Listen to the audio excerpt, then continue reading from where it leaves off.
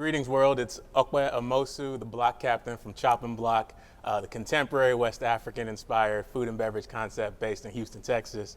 And I'm excited to be here with you all today, and excited to share the stage with two people that I really admire. We have Victoria Elizondo, and we have Chef Terry Wong of Blood Brothers. I'm not even going to go ahead and jump into you guys' introduction.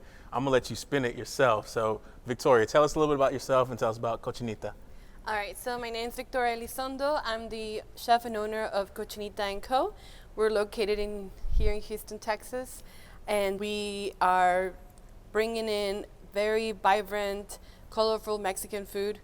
We love to showcase a different side of it. Mexican food a lot of time gets the reputation for being too heavy, lots of cheese and refried beans forward.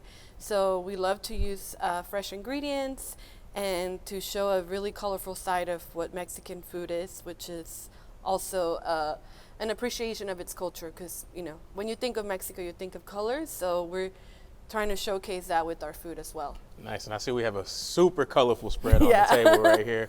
Before we jump into the food though, Terry, break us down. Tell us a little about yourself. Tell us about Blood Brothers. My name's Terry Wong. I'm one of the partners and operators of Blood Brothers Barbecue with my brother Robin Wong and my good buddy Kui Hong.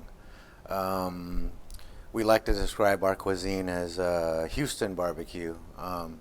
Nothing against Texas barbecue, because I mean, we wouldn't be here without Texas barbecue, right? So we describe it as Houston barbecue because we like to put a little bit of Houston into all of our food.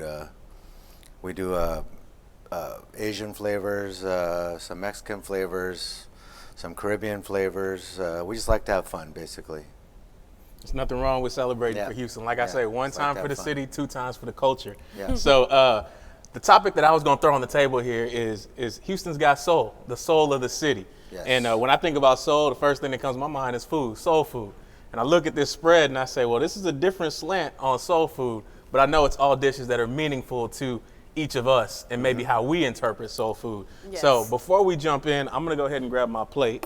Awesome. Because it's looking beautiful. Y'all can go ahead and do the same. And as I take a bite, Terry, actually, I'm going to start with you. Tell us a little bit about, what it is that you brought to the table for us to break bread on and why you would consider this to be soul food. Let the people know what it is in Houston. Well, we brought 4 things today. We brought our Thai peanut butter sticky rib right here, our brisket, also our new pizza sausage, and another one of our new ones, which is a gyoza dumpling sausage. Okay. You said gyoza dumpling sausage? Yes, yeah. That's a new one. That's only in Houston, man. Only in Houston, yeah. Well, I don't know. As far as we know, only in Houston. So tell me more about, again, we talked about soul food, right? So give me your interpretation of soul food. This speaks to your soul. I know you put a lot of soul into your concept and what you do. Let everybody know what that's all about.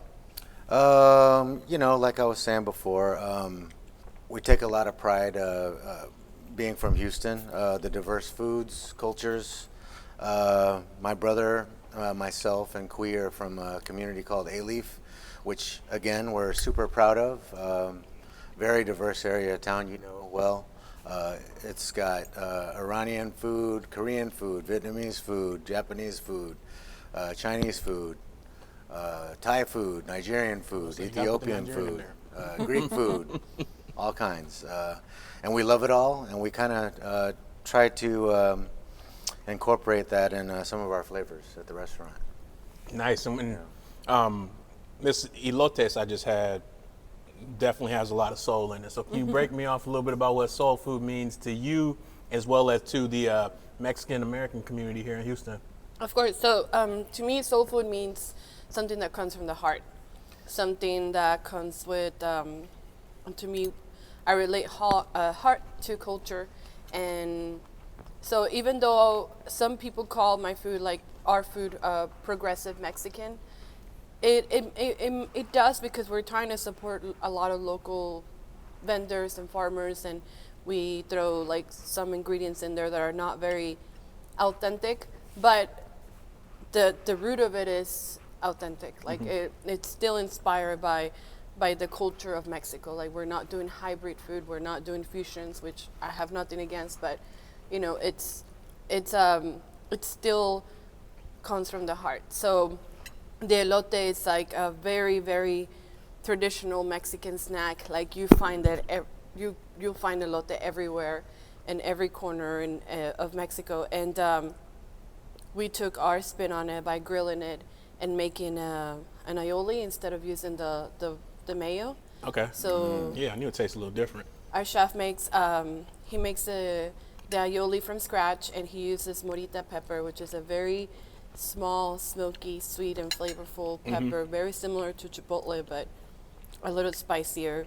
And yeah, that's kind of like the definition of our food. We say that we make it with love.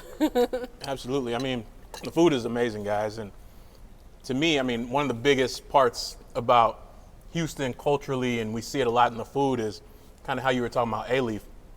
A lot of the overlap and a lot of how we take a unique interpretation into things. Our concept, Chopping Block, is a contemporary West African inspired concept, but Houston also has the largest Nigerian community in the United States, right? So, for me, it was really important as I started looking at ways to communicate with other people and share the beauty of a culture that I've held so close to my heart with others. Food just makes sense as the way to do it. And I think Houston is really open to trying different things, but more importantly, Houston's really open to hearing new narratives. And so I think that's something that we bring unique to the table through food.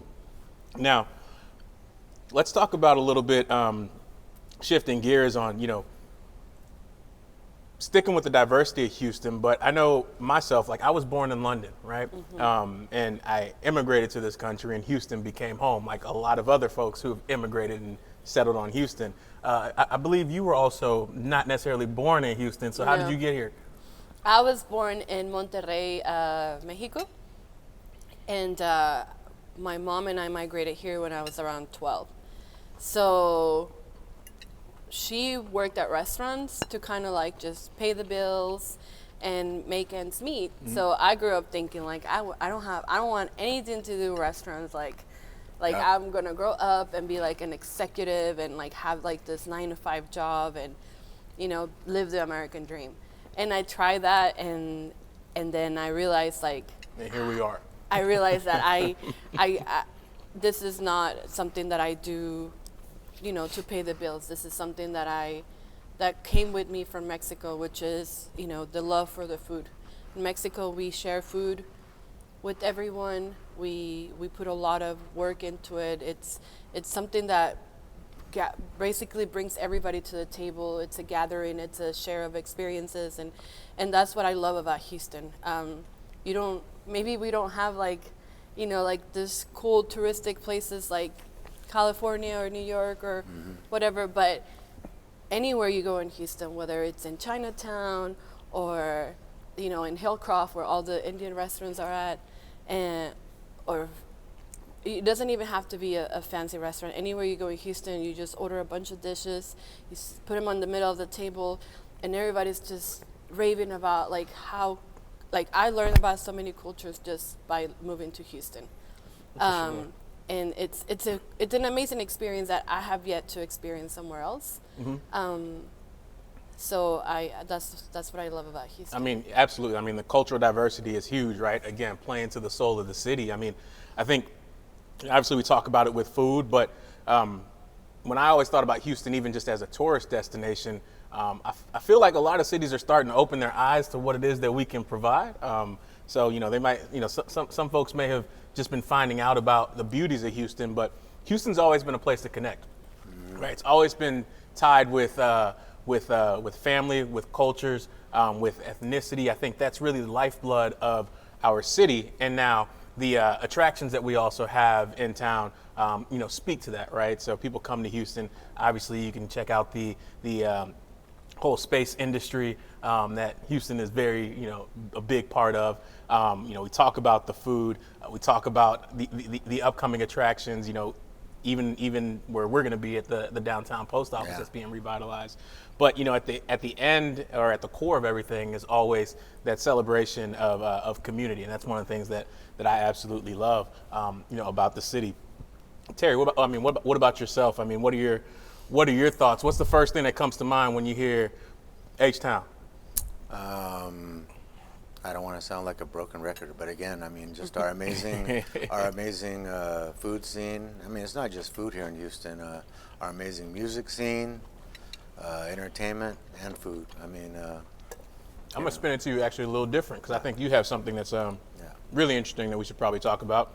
You've taken the beauties of what you've created and the story that you tell with your food in Houston, and you've taken it to a very, very, very touristy, attractive part of the country. Tell everybody about your concept and how you guys have grown to. You guys are in Vegas now, right? Yeah, we're in Vegas tell us now. about It's surreal, honestly. The road that led to the opportunity in Vegas. I mean, it's crazy. My brother and I started in the bar business. A lot of people don't know this. We started in the bar business almost 20 years. Actually, yeah, 20 years. And around 2012, we did a little different spin at our bar, and we did chef pop-ups. And my brother and I know a lot of chefs here in Houston, a lot of talented chefs, and we wanted to, spotlight chefs. And when was this? I think 2012. Okay. Around there. She knows. She was there. I didn't get the invite, but I was late to the game. I wasn't in food back then. But yeah, we had a blast, and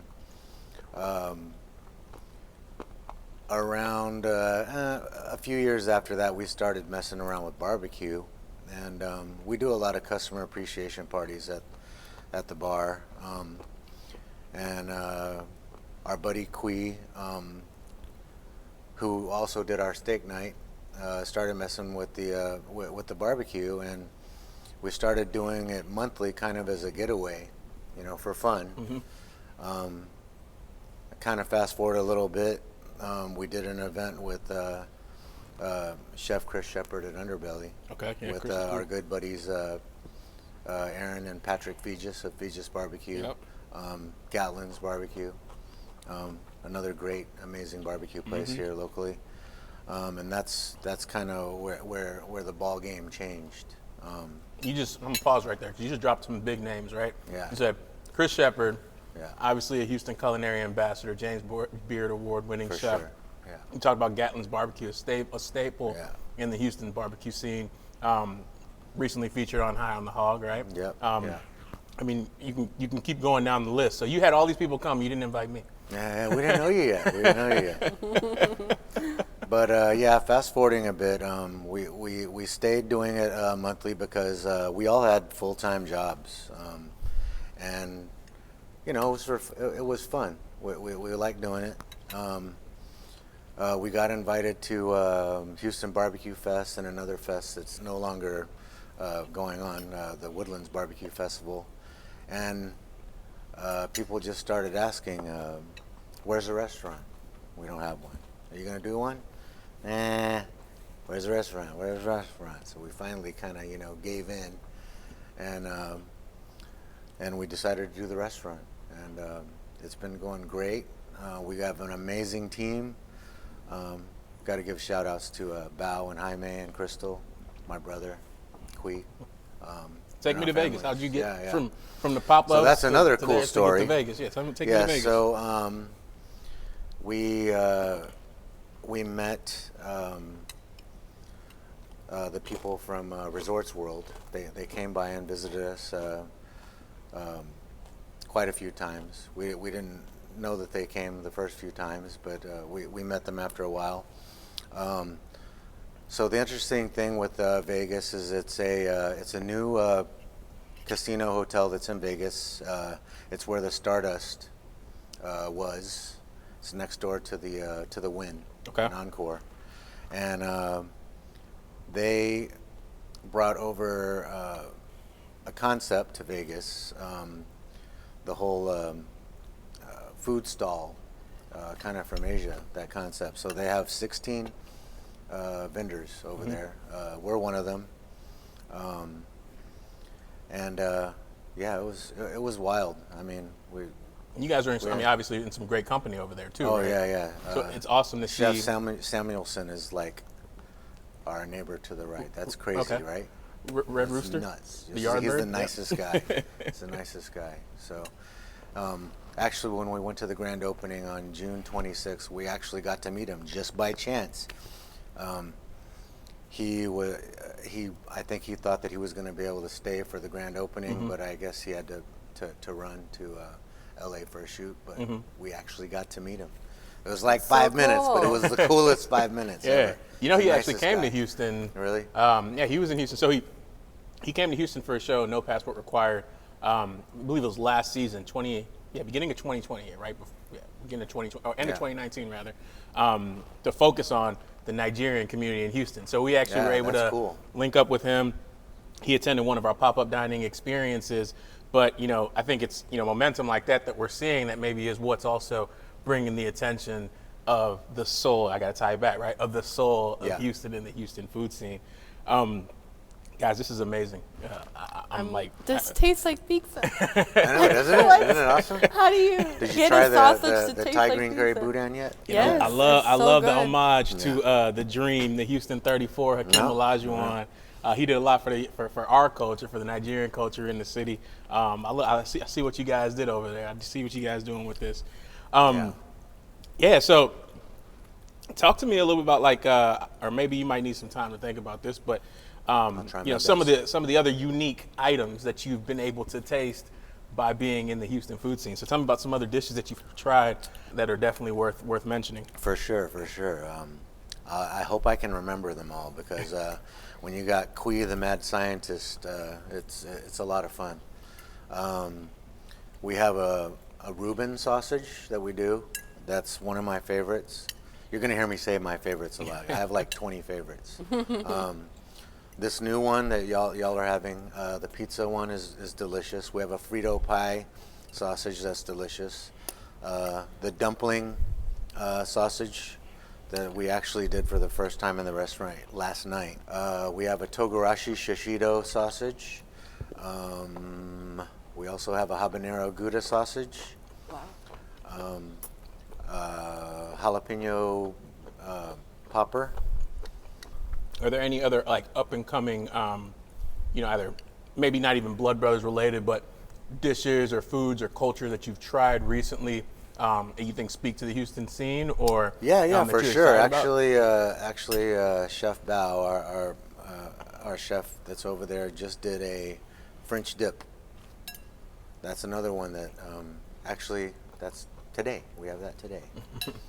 That one turned out awesome. Nice. What about yourself? I know you mentioned when you first came from Mexico, you were like blown away about all the options, right? All I do is in my free time when I get to have days off is I just go eat. It's like my favorite thing to do. And thanks to Houston, I've discovered and I'm gonna mispronounce a lot of things because No one's gonna hold it against you. that's what I do. But at the end of the day, that's what we're talking about: cultures, and with cultures comes accents. So I've thanks to Houston, I discovered ramen. I discovered Vietnamese food, which I'm a huge fan of. I love ban seo. Yeah. She got it. The crepe. Yeah. There we go. I love the spicy noodle soup. I'm sorry. Oh, Bun Bao Wei. Bun Bao. Bun bao, yeah. Me too. That's one of my favorites. Yes. I believe, I went to, when I first discovered ramen, I had it at Tiger Den, which is one of the first shops to start the ramen trend in Bel Air. And I've been there at least 30 times. And I've tried the other ones, but I feel like they're kind of in my opinion, they're like the closest to real, or not real, but I just like them the best. Yeah, for sure. I can't say closest to authentic because what do I know? I've never been to Japan. I discovered even in my Latina culture, I've discovered Colombian food, Venezuelan food, Peruvian food, which is actually I decided to become a chef and start this business because I worked at a Peruvian restaurant And I don't know if you know Chef Roberto Castre. Yeah, and like I was like this really naive girl that didn't know what the hell she was doing. And I remember one day he came out and presented. His menu was amazing, but every weekend he would come up with a special. And he came out, and we knew with every dish he would explain all the history and culture behind it. So I learned a lot about Peru just by being a waitress at this restaurant, because they would make sure that you knew everything behind that dish before you went out and sold it to the guest. So I learned about the Chinese and the Japanese influence in Peruvian cuisine, which to me is like amazing. The Nikkei and the Chifa. It's really It's like, interesting. what? Because there's 3 different cuisines in one country: Inca, Chifa, and Nikkei. So I learned all about that. I learned about all the hundreds and thousands of potatoes they have. But anyways, he came out of the kitchen and he presented his beautiful special dish of the week, and it was an octopus tentacle and Pulpo, I love it. Pulpo, right? Yeah, but I was very young and stupid, and I was like, ew, because I was like, I had never had octopus, and like I didn't know better, and he pulled me to the side and he's like, you never ever do that again. He was like, basically telling me like, you know, you have to understand like how much passion and work and soul there we go. Comes with every dish. Like, this is my culture. This is, you know, I'm trying to show, because this was like almost 10 years ago. This is when, like, and I think they were like one of the first Peruvian restaurants in Houston, or for sure, yeah. I mean, they were basically the only ones that were representing Peru to its highest level. Right. The point is that I learned so much about Peruvian food just by working there, and also like the respect that goes behind every dish, you know, and like because of that. And I don't, you know, when I go to these restaurants like in Chinatown, or when I go to what's it, Himalaya, which is the Indian restaurant. Yep. I try not to I used to be like, oh, I want this on the side or whatever. Like, I don't make modifications. Give it I a shot. take the food as it is. I don't care if it's spicy. Actually, when I go to Thai restaurants, I'm like, give me the food how you eat it. Like, Yeah, you sure? yeah, I went to Anna Thai inside of Hong Kong Market, and I'm like, I want to eat it the way you eat it, and I'm like breaking a sweat because I also don't have AC in that market. And but you need a real experience. I mean, it's cool. I mean, I think for me as well, like I've actually had some time to think about this as you guys were answering your questions. Oh, but, no, that's not fair. But we kept talking about, like, I think a lot of our conversation tied back to experiences that we had in like Chinatown or Asiatown in Houston, which is huge.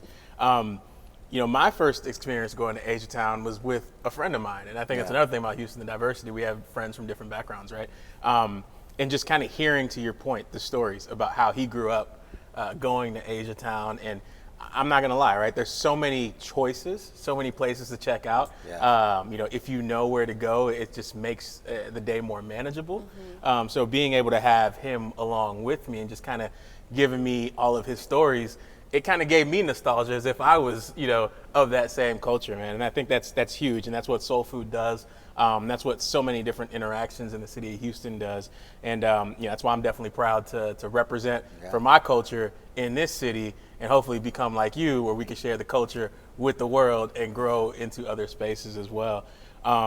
Is there anything that you wanted to make sure that you were able to share that I probably didn't hit on? I'm gonna give you guys the floor a little bit more so I can finish the rest of my plate. No, I think we covered it all. I mean, I think it's definitely not just about the food, but like the history behind it. And there's nothing, in my opinion, nothing more amazing than going to eat with somebody and like have the people come and tell you about their dishes, like the mom and pop restaurants and all that. I find that a lot more meaningful than going to a fine dining restaurant, which I also love. But when it comes to talking about Houston and its soul and its culture, that's what I think about, those kind of restaurants.